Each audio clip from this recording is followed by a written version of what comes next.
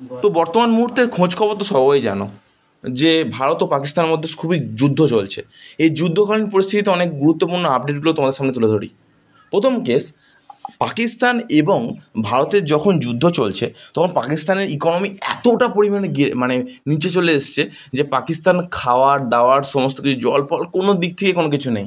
তোমরা সকলেই জানো ভারত জল ছেড়েছিল এমনভাবে যে পাকিস্তানের সমস্ত জায়গা বুড়ে গেছিলো, আর মানে পাকিস্তানের কোনো ক্ষমতা নেই সেভাবে। আর যখন ক্ষমতা নেই ওই সময় নতুন আক্রমণ শুরু হলো, অপারেশন সিঁদুর। অপারেশন সিঁদুর কেন নাম দেওয়া হলো এই বিষয়টা ভালোভাবে জানিয়ে দিই শোনো। অপারেশন সিঁদুর যে নামটা দিয়েছে তাকে আমি ধন্যবাদ জানাই, কারণ অপারেশন সিঁদুর হচ্ছে এরকম একটা জিনিস যার মাধ্যমে আমাদের যে পেহেলগামে যে আক্রমণটা ঘটেছিল, যে সম্পূর্ণরূপে তোমরা সকলেই জানো, তো সেই আক্রমণে কী হয়েছিল, সকলকেই এমনভাবে মেরেছিল, শুধুমাত্র স্ত্রীদের ছেড়ে দিয়েছিল এবং তারা বলেছিল যে নরেন্দ্র মোদীকে ডাক, ও কী করে আমি দেখব। এবং স্ত্রীদের প্রত্যেককে হিন্দু বেছে বেছে বেছে বেছে মেরেছিল।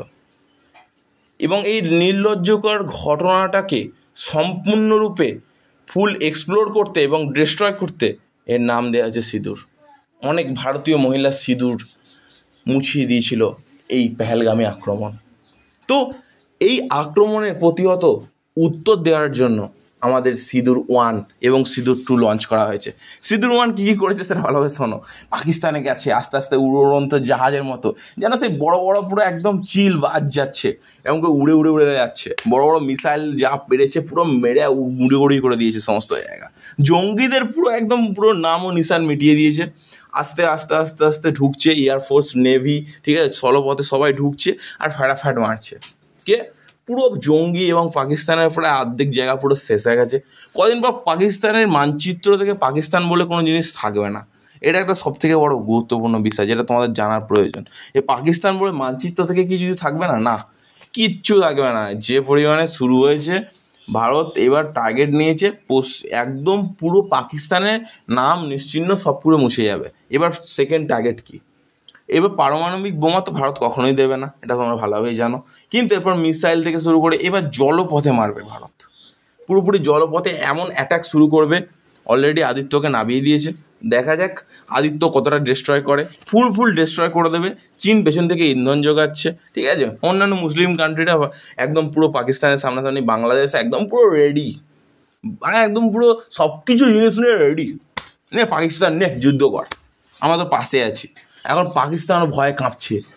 প্রত্যেকটা দিন পাকিস্তান নিজেও জানে ভারতের মানে সেনাদের দেখছে আর ভয়ে কাঁদছে। পাকিস্তানের সবাই লোকেরা, এমনকি যে সামরিক সেনা আছে তারা কাঁদছে, কেঁদে বলছে আমি ভারতের সাথে যুদ্ধ করবো না, আমি যুদ্ধ করবো না। এরকম একটা পরিস্থিতি।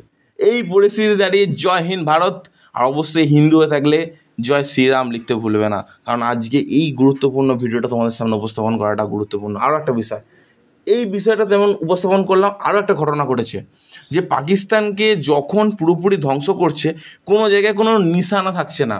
মানে বলতে পারো পাকিস্তানের জঙ্গি ঘাঁটি যখন উড়িয়েছিল সেখানে কিছু খুঁজে পাওয়া যায়নি, শুধু ধুলো আর ধুলো।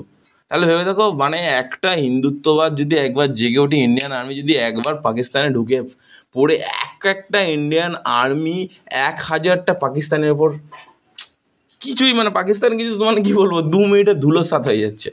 এমন একটা পরিস্থিতি সৃষ্টি করে 2 মিনিটে ধুলোসাৎ। আর কি লাগবে বলো? এরপর কি লাগবে? তো একটা লাইক তো অবশ্যই এখানে না। আবার দেখো কী হয়েছে, যখন এয়ারফোর্স করে যাচ্ছে পুরো একদম পিঁপড়ের মতো মারছে না। পিঁপড়ের একটা ঘাঁটি আছে, পাকিস্তান তো পিঁপড়ের থেকেও ছোটো, পিঁপড়ের ঘাঁটি আছে। একটা পুরো দেখে একটু টয়লেট করে দিই, ভারত যদি একটু টয়লেটও করে দেয় তাতেও পাকিস্তান দুম। আর নরেন্দ্র মোদী তো কোনো কথাই নেই। নরেন্দ্র মোদীর মতো একটা পুরো শাসক থাকতে তোমরা ভাবছো এই মানে এই ইন্ডিয়া হিন্দুত্ববাদকে তোমরা ধ্বংস করবে? নরেন্দ্র মোদী থাকতে কোনো দিনও পসিবল নয়। জয় শ্রীরাম, এটুকু বলে দিলাম। কোনো সমস্যা নেই, জয় শ্রীরাম বলে দিয়েছি, মানে লঙ্কা পুরো একদম পুরো জ্বলে যাবে, ঠিক আছে। রাবণ জ্বলে গেছে, তেমন তোমাদের সব কিছু জ্বলে যাবে। কলমার গোষ্ঠীর কি বলবো, বাদ বাকি এটা বললাম না, বুঝে নাও, ঠিক আছে। জয় হিন্দুত্ববাদের জয়, জয় সনাতন ধর্মের জয়, জয় শ্রীরাম।